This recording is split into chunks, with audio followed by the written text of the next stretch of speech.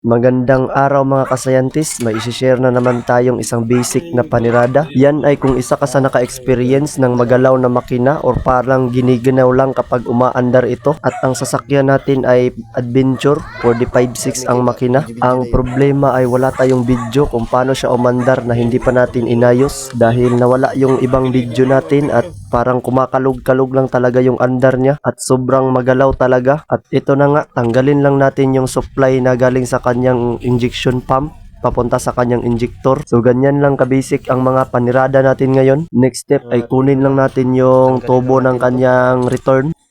Pagkatapos ay pwede niyang kunin yung injector.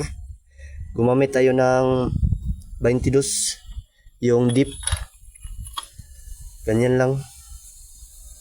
At fast forward tayo. Ganito yung sitwasyon niya. Kunin lang natin yung injector upang makita natin yung mga ebidensya at observe natin yung sitwasyon ng kanyang mga injector. Yung dalawa sa gilid ay parang tao na nakatikim ng suka. Parang kumukyuom lang yung kahimtang talaga. At kadalasang nangyayari yan kapag nag-warning ng overheat yung sasakyan mo. Talagang matutunaw yan. Lalo na kapag fuel knocking yung dahilan sa pagka-overheat mo. At ito na yung injector number 1 natin. Minsan ay ayaw siya mag-supply kapag binumba natin ng maigi. At ang kasunod ay parang malakas talaga siyang kumain ng krudo. Parang gigutom talaga. At ito namang isa ay parang ihi ng lolo natin. Talagang napakanipis. Talagang running convulsion ito, hindi kondisyon. At ito na lang yung pang last natin. Observe nyo lang yung mga panirada. Kaya ang solusyon natin ito ay palitan ang lahat na nozzle. At ito lang yung naging kalabasan ng ating pinasok. Talagang makinis-kinis na siya. Iba siya sa kanyang dating pyesa. At useless na siyang ipabalance dahil malaki-laki na din yung butas niya. Na para bang dumaan na ito kay Janisins. At sa pagbalik ng ating mga injector ay kahit saan mo ilagay yan, pwede yan. Kaya huwag kayong matakot mag-experience na magtanggal nito. At fast forward tayo, palabasin muna natin yung crudo niya upang paandarin na natin upang magkaalaman na talaga.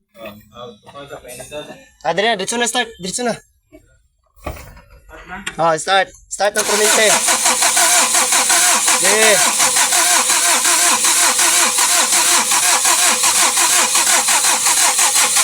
Hop! Heights! At ito na nga, paandarin na natin ng tuluyan upang magkaalaman na. Okay.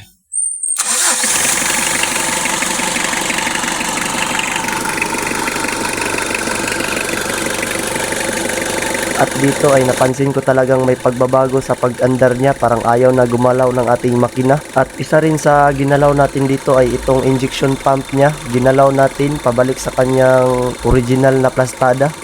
Dahil naka-adjust ito ng mga 1/4 siguro. Kaya binalik natin upang dumami yung trabaho natin. At yun lang, maraming salamat.